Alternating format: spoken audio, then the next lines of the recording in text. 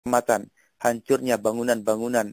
Ini amat sangat banyak keburukan yang ditimbulkan dibandingkan dengan keadaan sebelumnya. Bukankah ini menjadi pelajaran bagi kita? Perhatikan beliau memberi contoh negara dan pemerintahan. Dan beliau tidak memberi contoh sekelompok kaum muslimin dengan amir-amir kelompok. Tidak sama sekali. Tetapi beliau memberikan contoh negara Somalia dan Irak dengan pemerintahannya yang zalim.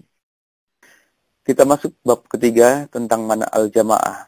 Hadis-hadis yang belum kita bahas pada bab sebelumnya, maka kita akan masukkan, kita gabungkan pada pembahasan bab ketiga ini. Para ulama berselisih tentang mana al-jamaah dalam hadis-hadis sahih ke dalam beberapa pendapat. Sebagaimana telah disebutkan oleh Imam Asy-Syatibi rahimahullah dalam kitab beliau yaitu Al-I'tisam. Beliau wafat pada tahun 790 Hijriah. Al-jamaah menurut kelompok pertama adalah al-jamaah itu kelompok mayoritas atau sawadul a'zam dari kaum muslimin. Yang kedua adalah al-jamaah itu adalah para ulama mujtahidin. Ini adalah pendapat Abdullah bin Mubarak, Abdullah bin Rahawai, dan sekelompok ulama dari kalangan as-salaf. Ketiga, al-jamaah adalah mereka khusus para sahabat. Ini adalah pendapat Umar bin Abdul Aziz. Yang keempat, al-jamaah adalah jamaah al-Islam. Pendapat ini kembali pada pendapat pertama, yaitu Sawadul Azam, yang merupakan pendapat sahabat Abdullah bin Mas'ud ketika beliau ditanya tentang disyahidkannya Utsman bin Affan. Kemudian yang kelima, al-jamaah adalah jamaah kaum muslimin ketika mereka bersepakat atas seorang imam. Akan tetapi semuanya mengerucut pemahaman atau pengertian makna al-jamaah ini mengerucut pada dua pengertian pokok. Sebagaimana telah disebutkan oleh Imam Al-Khattabi rahimahullah dalam kitab Al-Uzlah. Beliau meninggal pada tahun 388 Hijriah. Ya, ini pengertian al-jamaah itu mencakup dua pengertian pokok. Pertama, jamaah abdan. Yang kedua adalah jamaah adyan. Pertama, jamaah abdan, jamaah badan. Yang dimaksud dengan jamaah badan adalah hidup di bawah kepemimpinan seorang penguasa yang muslim. Di antara dalilnya adalah sabda Rasulullah SAW, talzamu jama'atal muslimina wa imamahum. Hendaklah kalian selalu bersama jamaah kaum muslimin dan imam mereka. Dan sabda Rasulullah SAW, la ma sallau. Janganlah keluar dari imam selama mereka masih sholat. Yang dimaksud imam oleh ulama al-sunnah adalah yang menguasai kaum muslimin pada 5 perkara. Sholat Jumat, sholat jamaah, pengurusan hari raya, menjaga perbatasan atau pertahanan, dan menegakkan hukum. Kelima hal ini disebutkan oleh Imam Hasan al-Basri rahimahullah, sebagaimana diriwayatkan Ibnul Jauzi rahimahullah di dalam kitab Adabul Hasan al-Basri, halaman 121. Kemudian Imam Ahmad bin Hanbal, ketika beliau ditanya tentang hadis Nabi SAW, man mata walaysa lahu imamun mata mitatan jahiliyah. Barang siapa yang mati tidak ada imam, barang siapa yang mati tidak ada baginya imam, maka dia mati sebagaimana matinya jahiliyah. Ma maknahu, apa maknanya? Kemudian Imam Ahmad mengatakan, faqala atadril ma imam? Al-imamul ladzi yajma'u alaihi al-muslimun kulluhum yaqul hadza imam fa hadza makna. Tahukah kamu siapakah imam yang dimaksud? Seorang dikatakan imam adalah seseorang yang kaum muslimin sepakat. Mereka semua berkata, inilah imam. Maka inilah makna daripada hadis tersebut. Kemudian juga sahabat Abdullah bin Umar ketika terjadi perselisihan, beliau berkata, nahnu ma'aman ghalab. Saya bersama orang-orang yang berkuasa. Kesemua pengertian ini tidak bertentangan, bahkan sejalan. Dan yang dimaksud adalah imam terbesar dan tertinggi. Semuanya didasarkan pada perkataan Rasulullah SAW tentang keimaman, sebagaimana diriwayatkan oleh Imam Muslim di dalam sahihnya. Man atakum wa amrukum jami'un ala rajulin wahidin yuridu ayyashukka asakum ayyufarriqa jama'atakum faqatuluh. Barang siapa datang kepada kalian sedangkan perkara kalian telah bersatu pada seorang laki-laki, kemudian dia menghendaki untuk mencerai-beraikan barisan kalian dan memecah belah jamaah kalian, maka bunuhlah dia. Kemudian sallallahu alaihi wasallam juga bersabda, "Idza bunyi alil khalifatain faqatulu al-akhara minhuma." Ketika dua khalifah dibaiat, maka bunuhlah yang terakhir dari keduanya. Kemudian makna jamaah, al-jamaah yang kedua yaitu jamaah ad-diyan atau jamaah dari sisi agama atau non-fisik. Inilah pengertian jamaah yang dimaksud oleh sabda Rasulullah sallallahu alaihi wasallam, "Wa inna hadhil millah sataftariqu ala salasin wa sab'in, sintani wa sab'una finnar wa wahidatun fil jannah wa hiyal jamaah." Dan sesungguhnya agama ini akan terpecah belah menjadi 73 golongan, 72 golongan diancam masuk neraka, dan hanya satu yang diberi jaminan surga, yaitu al-jamaah. Dalam hadis lain Rasulullah ditanyakan kepada beliau, "Ya Rasulullah, manhum? Siapakah jamaah itu?"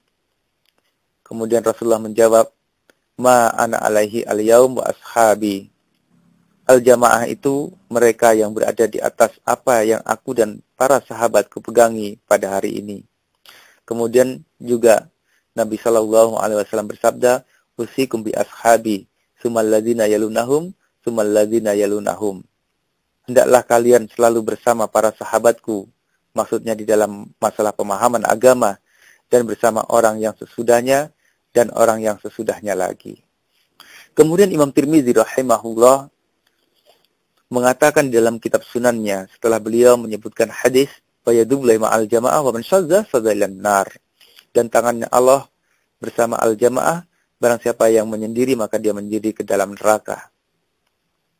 Kemudian Imam At-Tirmizi menyebutkan wa tafsirul jamaah inda ahli ilmi hum ahlul fikhi wal ilmi wal hadis, dan tafsir tentang al-jamaah menurut ahli ilmu, menurut para ulama, mereka adalah ahli fikih, ahli ilmu, dan ahli hadis.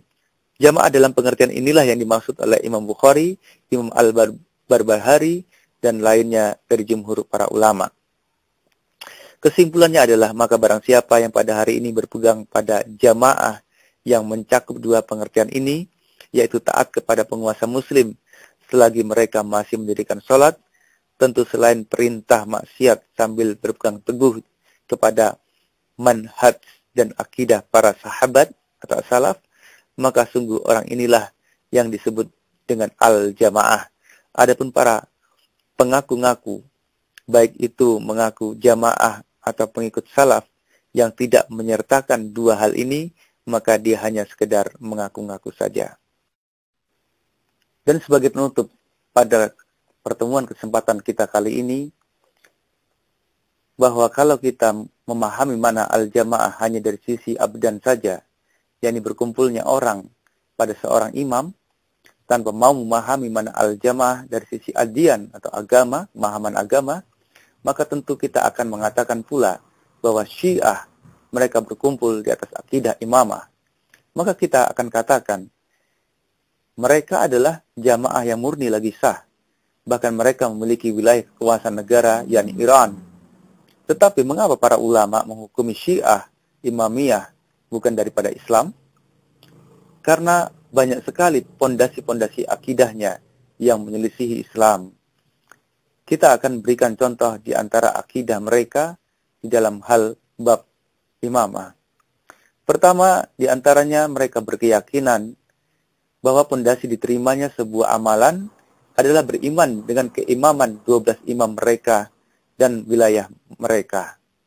Bukan bertauhid kepada Allah Azza wa Jal. Dan siapa yang tidak meyakini imam-imam mereka, maka orang itu kafir.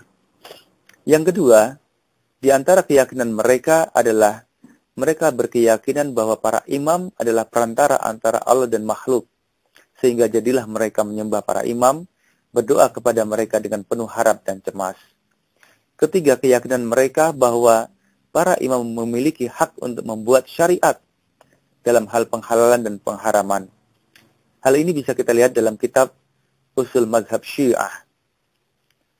Saudaraku, Al-Imam Ibnul Qayyim Al-Jauziyah di dalam kitab Madarikus Salikin juz 1 halaman 90 menyebutkan, "Fala yakunul 'abdu mutahaqqiqan bi iyyaka na'budu illa bi aslaini 'azimain. Ahaduhuma mutaba'ah li Rasulillah sallallahu alaihi wasallam wa tsani al-ikhlasu lil ma'bud." Maka kata beliau, seorang hamba tidaklah dapat merealisasikan firman Allah, "Hanyalah kepadamu kami menyembah," kecuali dengan dua pondasi yang agung. Salah satunya ialah mengikuti sunnah Rasulullah sallallahu alaihi wasallam, dan yang kedua adalah memurnikan ibadah hanyalah kepada yang diibadahi, yaitu Allah Azza wa Jalla. Oleh karenanya syarat diterimanya sebuah amal menurut Ahlussunnah adalah pertama, mengikhlaskan ibadah hanya kepada Allah Ta'ala saja dan menjauhi semua kesyirikan, karena kesyirikan tersebut dapat menghapus semua amalan. Sebagaimana firman Allah, "Walaqad uhiya ilaika wa ilal ladzina min qablik lain asyrakta la yahbatanna 'amaluka wa la takunanna minal khasirin." Dan sesungguhnya telah diwahyukan kepadamu dan kepada nabi-nabi sebelummu, jika kamu melakukan kesyirikan, niscaya akan hapuslah amalanmu dan tentu kamu termasuk orang-orang yang merugi. Dan kemudian syarat yang kedua adalah mutaba'ah, mengikuti pada sunnah Rasulullah sallallahu alaihi wasallam. Karena kalau amalan kita menyelisih sunnah Nabi, maka amalan kita tidak akan diterima berdasarkan dalil man amila amalan laisa alaihi amruna fahuwa raddun. Inilah dua syarat diterimanya sebuah amalan. Ada juga sebagian ulama yang menambahkan satu syarat lagi, yaitu syarat beriman sebagai syarat yang pertama. Dan oleh karenanya, kalau kita mengatakan bahwa dengan baiat imam, maka amalan kita sah, diterima oleh Allah, dan barang siapa yang mati tidak punya imam, mati jahiliyah alias mati kafir, tegasnya kita menghendaki bahwa dengan baiat kepada Haji Nur Hasan dan keturunannya sebagai syarat keabsahan dan diterimanya semua amalan dan Islam, kalau mati tidak berbaiat kepadanya, maka mati kafir, maka kita sengaja maupun tidak sengaja telah membangun syarat yang ketiga atau keempat yang tidak pernah dikenal oleh ulama Ahlussunnah wal Jamaah. Dan sesungguhnya kita sedang membangun sebuah akidah atau keyakinan bahwa imamah adalah syarat keabsahan dan diterimanya sebuah amalan. Dan bersamaan itu pula bahwa kita telah mengikat keberadaan Haji Nur Hasan dan keturunannya adalah sebagai wasithah antara Allah dan makhluk dengan keterikatan melalui seremonial baiat. Akidah siapakah ini? Maka tunjukkan satu saja ulama dari zaman sahabat tabi'in, atba'ut tabi'in, dan para ulama-ulama salih yang mengikuti mereka yang memiliki akidah yang semacam ini. Telah kita sebutkan sebelumnya bahwa dalil-dalil lemah lagi rapuh yang digunakan untuk membangun akidah ini. Pertama, asar Umar, la islama illa bijamaah, adalah asar yang dipersisihkan kegaifannya dan bukan hadis sahih dari Nabi sallallahu alaihi wasallam, dan juga kita salah dalam memberi makna dan memahaminya. Kedua, lafaz la yahilu adalah hadis yang lemah dan juga kita lagi-lagi salah dalam memberikan makna dan menetapkannya menjadi sebuah akidah. Yang ketiga, mitatan jahiliyah adalah hadis ancaman bagi siapa yang tidak mau membaiat seorang khalifah muslim, bukan membaiat imam perorangan atau kelompok. Maka para ulama mengatakan seperti keadaan mati jahiliyah karena mereka tidak memiliki seorang pemimpin, maknanya dia mati dalam keadaan berdosa atau menentang. Tetapi kita katakan mati jahiliyah alias mati kafir. Maka dengan kesalahan-kesalahan yang fatal inilah sehingga mengantarkan akidah kita, keyakinan kita menyerupai akidah Syiah seperti yang kita sebutkan di atas tadi, daripada mengikuti akidah Ahlussunnah wal Jamaah. Oleh karena itu, mari kita murnikan dan bersihkan akidah kita, karena akidah adalah usul atau fondasi Islam.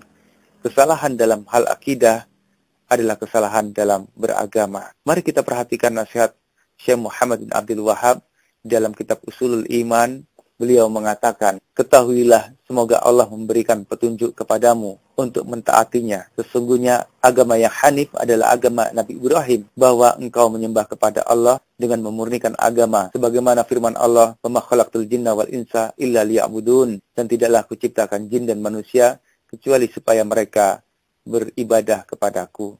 Maka ketika engkau telah mengetahui bahwa tujuan Allah menciptakanmu untuk beribadah kepadanya, maka ketahuilah sesungguhnya peribadatan tidaklah dikatakan ibadah kecuali dengan tauhid, mengesahkannya di di dalam peribadatan. Sebagaimana sesungguhnya sholat tidaklah dikatakan sholat kecuali dengan bersuci atau berwudu. Jika syirik telah masuk ke dalam peribadatan, maka rusaklah peribadatan itu. Sebagaimana bila hadas telah masuk ke dalam wudu, maka akan membatalkan wudu tersebut. Maka jika engkau telah mengetahui bahwa bila kesyirikan bercampur dalam peribadatan, maka ia akan merusaknya dan membatalkan amalan. Dan jadilah orang yang mengamalkannya kekal di dalam neraka. Oleh karena itu, maka kita perlu untuk mengkaji lebih dalam bab-bab perincian masalah akidah dari para ulama-ulama Ahlussunnah dengan kitab-kitab para ulama-ulama terdahulu. Seperti diantaranya Syarhus Sunnah karya Imam Al-Barbahari, kemudian juga Syarhus Sunnah karya Imam Al-Muzani, kemudian kitab Usul Sunnah oleh Imam Ahmad bin Hanbal, beliau adalah Imam Ahlussunnah wal Jamaah. Kemudian kitab Aqidah Al-Wasithiyah karya Syekhul Islam Ibn Taimiyah. Kemudian Aqidah Thahawiyah oleh Imam At-Tahawi. Kemudian Syarah Usul I'tiqad Ahlussunnah wal Jamaah yang di dalamnya terdapat akidah para imam-imam ahli hadits oleh Imam Al-Lalakai. Kemudian kitab Tauhid karya Syekh Muhammad bin Abdul Wahhab serta karya beliau yang lainnya, agar kita dapat mengetahui apakah akidah kita lurus mengikuti akidah Ahlussunnah wal Jamaah, yaitu akidah kelompok yang selamat, firqatun najiyah, atau akidah kita menyimpang pada akidah firqah-firqah Islam yang 72 golongan tersebut yang diancam ke dalam neraka. Barakallahu fikum.